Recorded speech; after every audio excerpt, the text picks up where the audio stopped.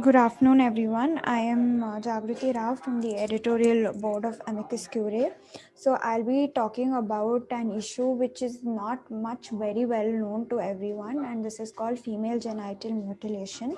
So, this is a traditional or taboo belief which is inherent in many of the countries, and uh, this is a procedure which involves removal of altercations with female genital organ for non-medical reasons.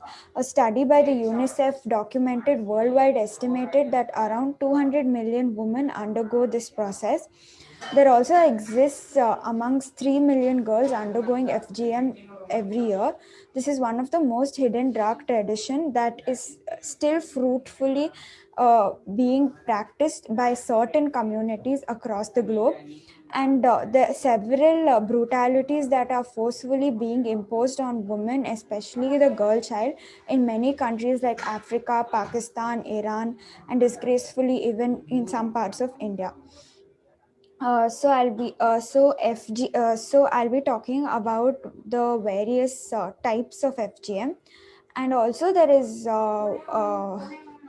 also according to the current rates, there are 68 million girls that that the face is being cut by 2030.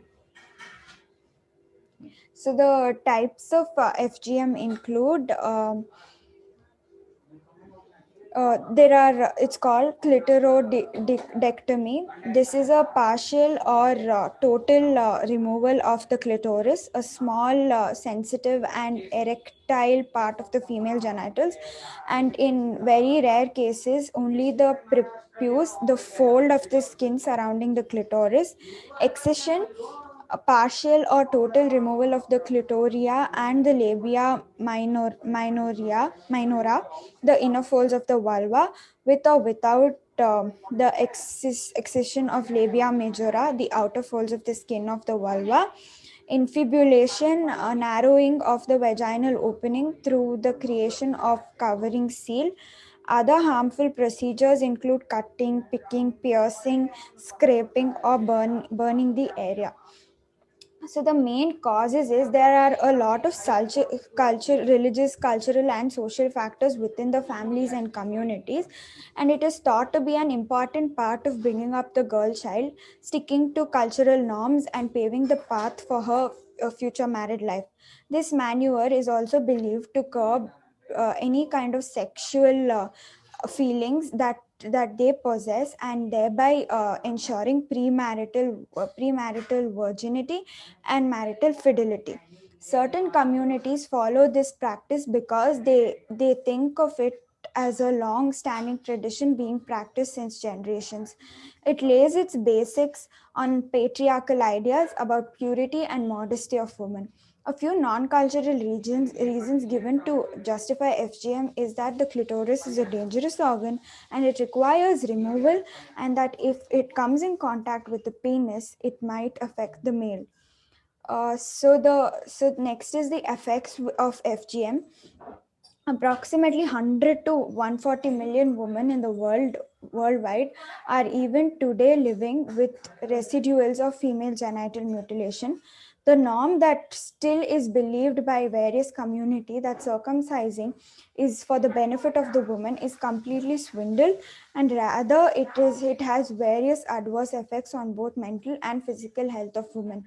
Some serious harms includes constant and unbearable pain that prevails in entire life, painful urination and urinary tract infections, afflictive menstruation and difficulty in passing menstrual blood, problems during sexual intercourse, increased risk of childbirth complications and newborn deaths, need for later surgeries in order to have sexual intercourse and childbirth, psychological problems like depression, anxiety, post traumatic stress disorder, and lower self esteem, bleeding cysts and abscesses.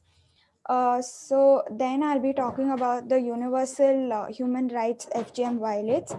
The first is the Article 3 of the Universal Declaration of Human Rights states that everyone has the right to life, liberty, and security of a person. In this condition, FGM denies the woman or a girl child to take complete control over her own life, liberty, and body, hence violating Article 3 of the UDHR. Convention on Elimination of All Forms of Discrimination Against Women is an initiative adopted by the UN General Assembly, which gives the meaning of discrimination against women and suggests guidelines to end the discrimination.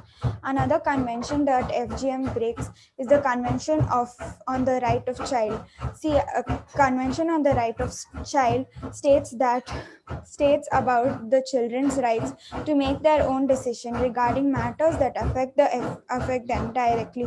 FGM also regards various other well-established norms, principles, and rights stipulated by the United Nations, which includes right to life, principles of equality and non-discrimination on the basis of sex, and right to freedom from torture, cruelty, and degrading treatment.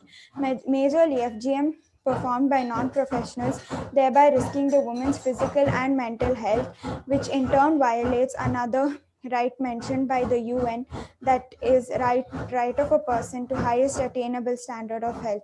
FGM also poses a threat to the UN's third millennial development goal, that is to promote gender equality and empower women. Article 5 of the UDHR needs the state parties to take initiatives to eradicate prejudices, customary, and all other practices which lay emphasis on the superiority and inferiority between the sexes.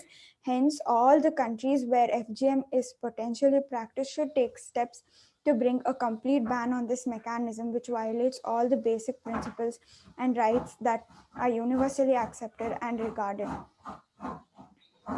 So some of the steps taken include strengthening the health sector response, building evidence. Building evidence would mean generating knowledge about the causes and the consequences of the practice, including by health professionals carry out procedures, how to eliminate it, and how to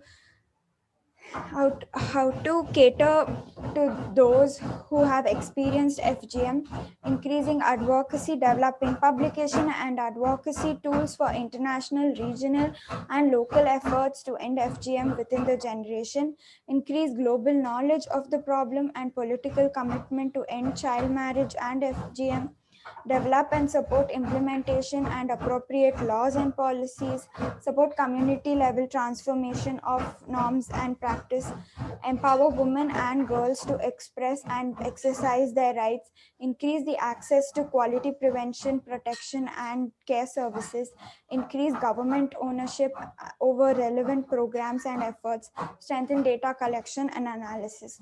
So by this, I would like to conclude that this is a issue which does not have any legislation or law to combat it. There is a grave need for a law to be in place for this issue, and also to protect many girls from going through this. So thank you.